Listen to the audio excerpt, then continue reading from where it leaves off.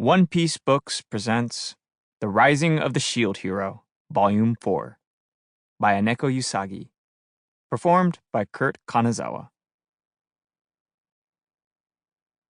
Prologue. On the Run. Geez, that brain-dead harem sure is persistent! I was so annoyed that I was spitting insults involuntarily. But it was only natural. We'd been accused of abducting and brainwashing Melty, and we'd been on the run for a while. We turned onto some overgrown mountain roads in an attempt to lose the soldiers chasing us, but they were still close behind. Damn it! Nothing good has happened since I came to this world! My complaint brought everything that happened over the last few months freshly back to my mind. My name is Naofumi Iwatani. Back in the modern world, I'd been, I admit it, an otaku.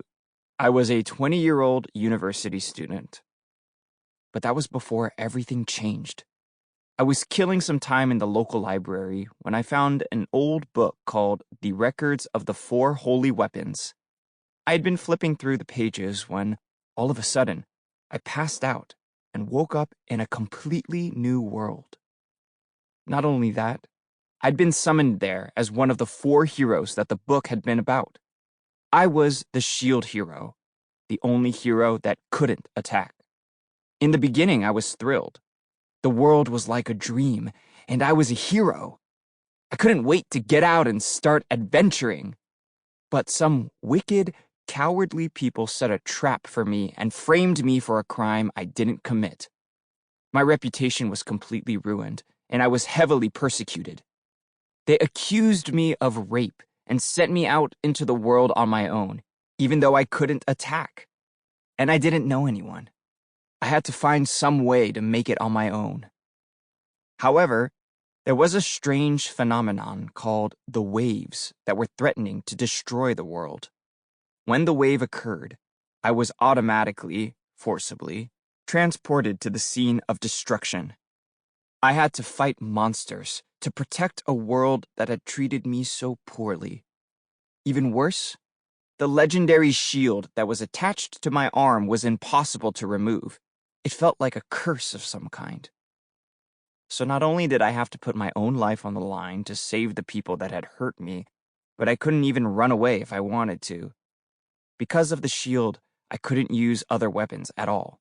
And even if I punched enemies with my fists, I wasn't able to deal any substantial damage. On the other hand, the shield had the ability to absorb defeated enemies and materials, and doing so would unlock new abilities and new shields. The legendary shield was capable of transforming into different shields with different attributes. This new world I found myself in functioned, in many ways, like a video game. There was a type of magic called status magic, and it basically let me level up by defeating enemies. When I leveled up, I got stronger. The abstract concept of levels might not make sense immediately, but basically, the harder you worked, the more powerful you got, typically in proportion to the difficulty of the task you completed. I was pretty used to the way that the system worked from reading manga, anime, and games, so I was able to pick it up pretty quickly. I was at level 39. I'd leveled up that much after all that I'd been through. Did we shake them? No, they're still coming. Damn! I was being chased by a person named Motoyasu Kitamura. He was 21 years old. Like me, he had also been summoned to this world from another place. He was from a modern version of Japan, too, but it was different from my own Japan. He was the spear hero. Among the four of us heroes, he was the best looking. We are both guys, but I can admit that. But he was a womanizer of sorts. He only thought about girls. Motoyasu and the other two heroes all seemed to know about this world as they had played games similar to it before. They knew where to go and what to do to level up as fast as possible. Despite knowing all that stuff, Motoyasu refused to teach me anything, and he played a big part in having me framed. If he had enough free time to bother me, shouldn't he be fighting to save the world or something? There were two other heroes.